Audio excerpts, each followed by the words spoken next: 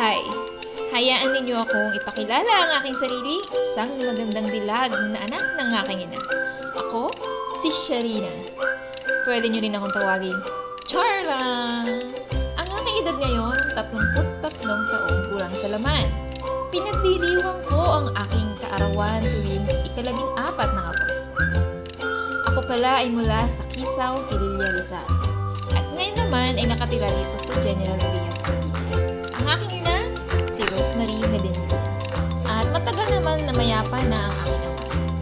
Sa kasalukuyan, ako ay nakatira dito sa ating lokal. Kaya, ang aking mga kasama ay ang mga kapwa servant.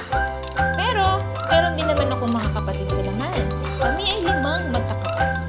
Si Ate Lady Lynn, Lala, ang aming panganay, si Kuya Cyrus, ang pangalawa, at ako ang pangatlo. Ang sumunod sa akin ay si Paul Alvin, ang aming bunso ay si Segundo. Ang mga bagay na aking kinahiligan ay may mga patungkol sa art. Mula sa paper crafting, drawing, painting, at iba pang may kaugnayan sa visual.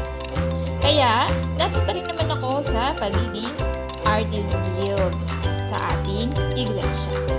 Mahilig din kaming magkakapatid na manood ng anime. At mula pagkabata, kami ay mahilig ng mga kolekta na iba't ibang bagay na patungkol sa anime. Ngayon, ay meron kaming mga collectibles ng mga anime figures sa aming bahay. 空と大地が交差している身の佇んで Ang aking natapos sa kolehiyo ay pagiging teacher. Kaya ang aking unang trabaho ay teacher sa isang private school. Nagplano nga rin ako na mag-apply sa La Verdad dati bilang guro. Pero dahil ako ay isang servant, nagmamanggagawa na, ay nahahating ko ang aking oras at pagdestino. Kaya, minabuti ko na lumipat na lang ng ibang profesyon. Nagtrabaho ako bilang isang office staff, bilang isang architectural drafter sa isang Japanese-owned company dito sa Cavite.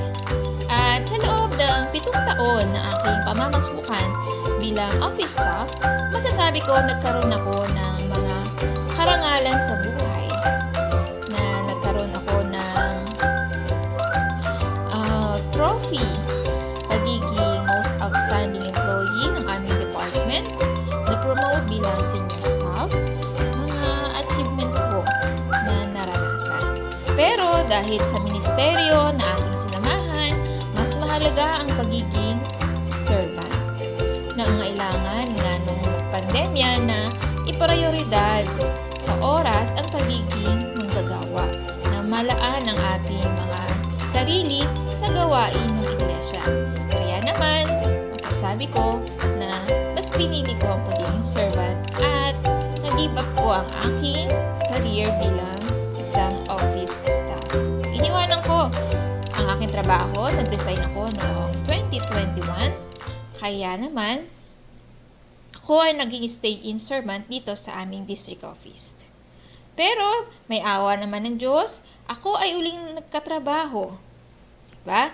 Ang trabaho na ibinigay sa akin ng Diyos ay isang virtual assistant na mayroong maaluwang oras ng pasok.